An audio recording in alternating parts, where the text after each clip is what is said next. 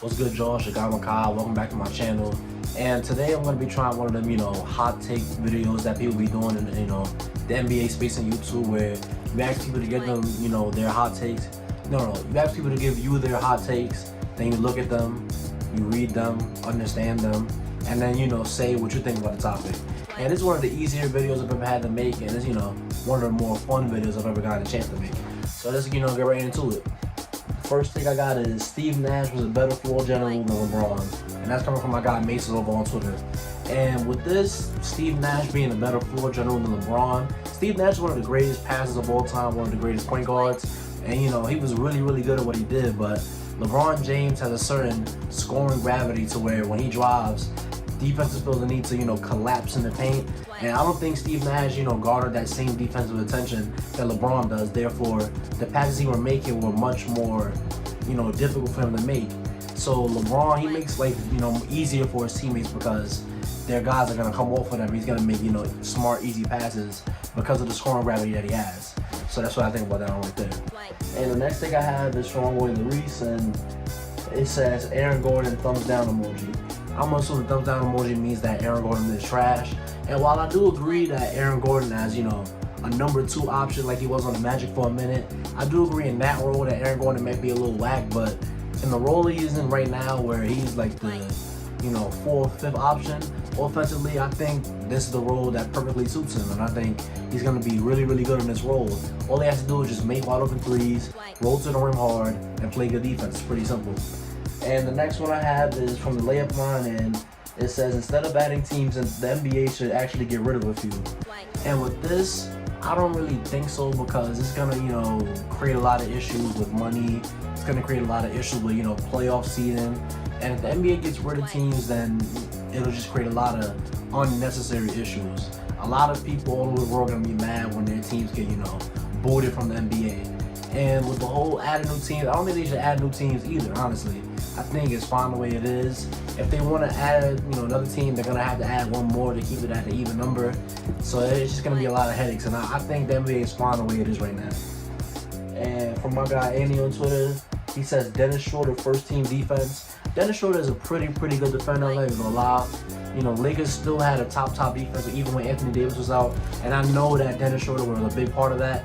But to say that he's a better defender than a lot of guys in the league, like at the point guard position, like, Fred VanVleet, let's say, Kyle Lowry, Marcus Smart, for him to be first team over guys like that, I don't really see it. I don't think he's like in that upper echelon of, defenders at that point guard position. He could be, maybe second team probably though, but other than that, I don't think that this is first team all defense at the point guard position. And from my guy Savon, it says Mikal Bridges has been just as impactful for Phoenix this year as Devin Booker. And I can see the reason, I can see the logic behind this. I can see why he would say this. Mikal Bridges has been, one of the best defenders in the NBA this year. He's been shooting the 3-ball pretty well. He's been cutting off ball pretty well. He's just been overall pretty impactful for Phoenix. But Devin Booker is really the, go-to scoring option for Phoenix. He's really the guy who they look to in clutch game situations, who they look to if, they need an easy score. And for you to say that, Mikal Bridges is more impactful to the Phoenix Suns is, kind of crazy to me. I disagree with that right there. I think Devin Booker is much more impactful than, Mikal Bridges is to the Suns. And then the next one, my guy Zoe over on Twitter, he said, is Zion a top 10 player? No, Zion is not a top 10 player. Zion is probably like a top 30 player right now. Because, he's very, very young. His game is, somewhat raw. I don't think this is, the best we're ever going to see from Zion. But right now, the talent in the league is just crazy. You got guys like Embiid, Jokic, Dame, Luka, guys like that towards the bottom of the top 10. And then towards the top 10, you got like guys like AD, Bron, Giannis, Kawhi, KD, Steph. Like, I don't think Giannis is quite, I don't think Zion is quite there yet, but he's probably going to be top 10 in a couple of years when, his game continues to develop. And next from my guy Romp, it says Tobias Harris has been better than Jaylen Brown this season. And this is something I disagree with very heavily, because this season Tobias is averaging 20 points on 60% true shooting, and this season Jaylen Brown is averaging 24.5 on 58% true shooting. Tobias shoots 40% from 3, Jaylen shoots 38% from 3. So Jaylen Brown is scoring more on around the same efficiency while being the better overall isolation scorer, being the better overall, scorer completely. And also, he's doing this as a second option. Tobias Harris is doing this on a team where he has guys that get a lot of, offensive attention that takes some of the pressure off of him. So I do not agree. Jaylen Brown was all-star this season. Tobias Harris, wasn't really in consideration for a spot. So I think that's enough right there. And next, my guy Aiden says he has 2 takes. He says Levine over Beal and Tatum over Kawhi on defense right now.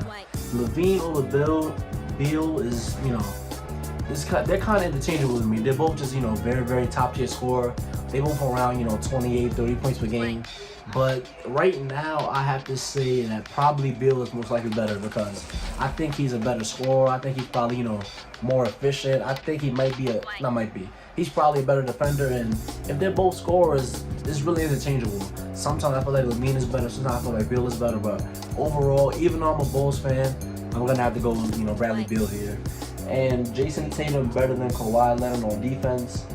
I mean, Kawhi does, go off a lot of name reputation as a defender. He's obviously regressed because of all them injuries and because he's gotten a little slower as he got older. And Tatum right now is in the prime athletic shape of his career. So that's not a bad take to me at all. Tatum as a defender right now is pretty locked down. He's pretty good. But Kawhi has also been pretty good on defense this year as well. But this year, I can deal with Tatum being a better defender than Kawhi this year. I'm not gonna lie. And the last one is from my guy Josh. He says Darius Garland would be a top 10 point guard in his prime. Darius Garland, the guy from Cleveland, a top 10 point guard. Top 10, maybe he could be like maybe 9, maybe 8. I don't really know the future like that, but from what he's shown us so far, he's very, very small, so he's probably never going to be great on defense. His only hope is to become a great playmaking scoring guard. One of the guys like a Trae Young type. Trae Young is real small, but he's also one of the best scorers and shooters in the league, and he's also one of the best passers in the league. If Darius Garland can get his passing up to that level, and I'm not gonna say he needs to get his shooting up to Trae's level, but if he can get his overall scoring up to a higher level, then of course I can see him being a top 10 point guard in this league. But the way it's looking right now, I don't think it's gonna be true. But yeah, that's all the takes I got for y'all. Leave a like on the video if you like it, subscribe if you like what you see, and if you see anything in this video, thank you. Don't forget to like, comment, and subscribe, and I'll see you on the next one.